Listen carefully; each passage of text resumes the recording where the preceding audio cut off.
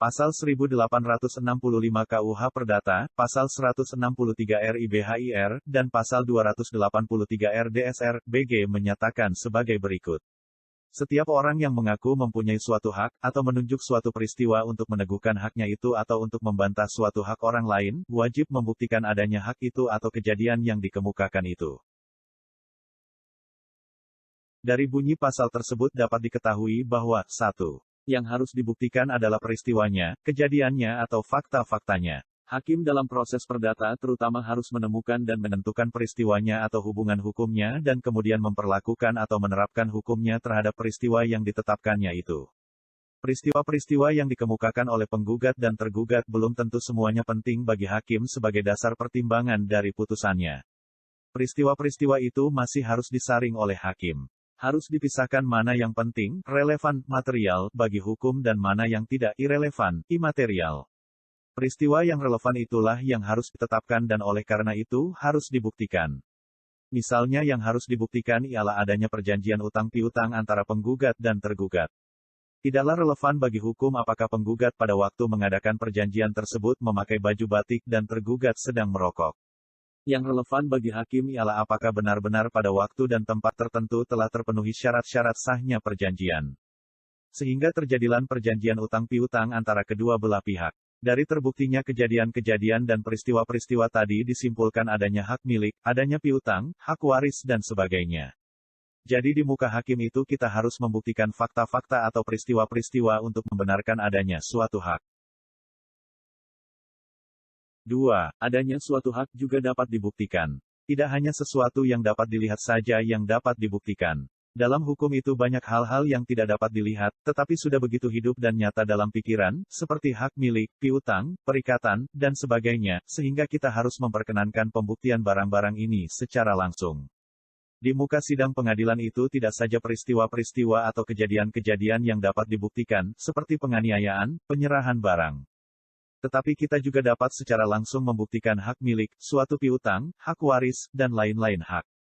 Kalau dulu seorang penggugat yang menuntut kembali barang miliknya, diwajibkan mendalilkan peristiwa-peristiwa bagaimana ia memperoleh hak miliknya, misalnya melalui jual beli atau tukar-menukar, sekarang ia sudah dapat diterima apabila ia secara singkat mendalilkan bahwa ia adalah pemilik, atau bahwa ia mempunyai hak milik atas barang sengketa. Pendirian para sarjana sekarang ialah bahwa surat gugatan itu sudah mencukupi asal tergugat sudah dapat mengerti berdasarkan apa penggugat itu mengadakan tuntutannya.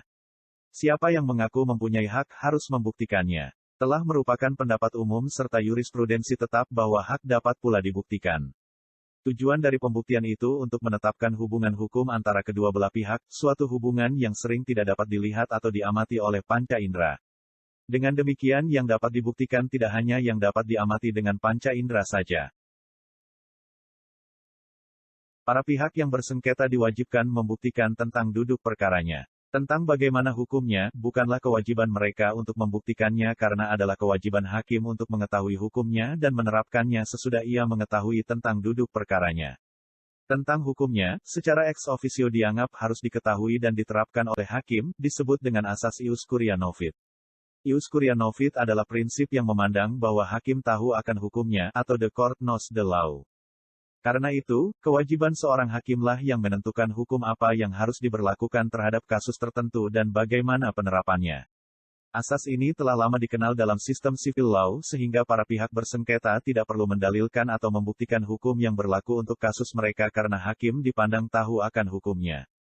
Ketentuan ini dapat disimpulkan dari Pasal 178 Ayat 1 RIBHIR, Pasal 189 Ayat 1 RDS-R.BG yang menyatakan, hakim karena jabatannya waktu bermusyawarah wajib mencukupkan segala alasan hukum yang tidak dikemukakan oleh kedua belah pihak. Karena beratnya beban hakim yang dianggap mengetahui segala-galanya tentang hukum yang harus diterapkan maka tidak jarang hakim harus mendengar keterangan ahli tentang hukum tertentu. Dalam beberapa hal, peristiwanya tidak perlu dibuktikan atau diketahui oleh hakim.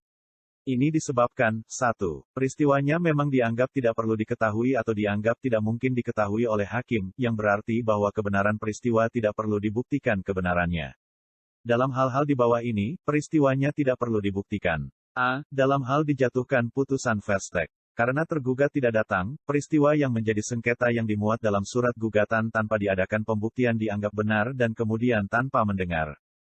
Serta di luar hadirnya pihak tergugat dijatuhkan putusan verstek oleh hakim. B. Dalam hal tergugat mengakui gugatan penggugat, maka peristiwa yang menjadi sengketa yang diakui itu dianggap telah terbukti, karena pengakuan merupakan bukti, sehingga tidak memerlukan pembuktian lain lebih lanjut. C. Dengan telah dilakukan sumpah decisor, sumpah yang bersifat menentukan, maka peristiwa yang menjadi sengketa, yang dimintakan sumpah dianggap terbukti dan tidak memerlukan pembuktian lebih lanjut.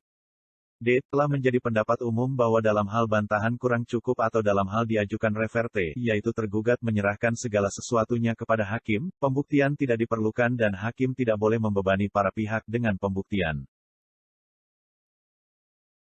2. Hakim secara ex officio dianggap mengenali peristiwanya, sehingga tidak perlu dibuktikan lebih lanjut. Peristiwa-peristiwa itu ialah a. Apa yang dikenal sebagai peristiwa notoir.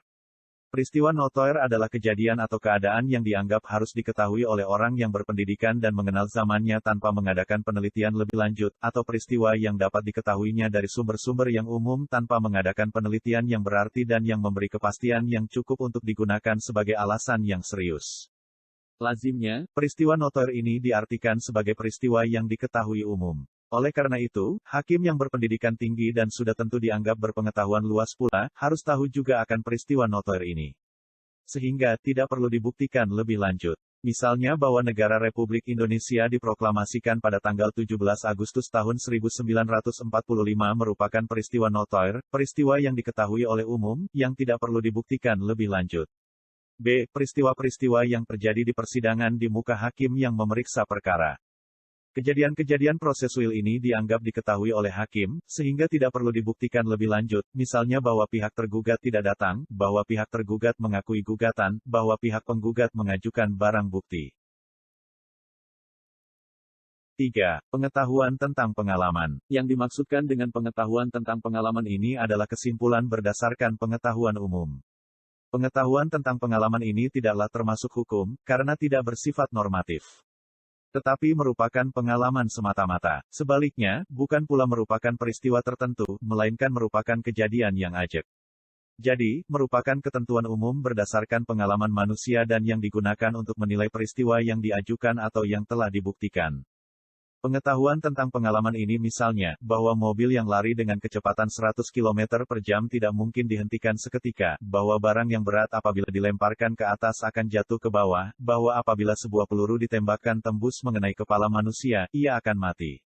Itu semuanya tidak memerlukan pembuktian.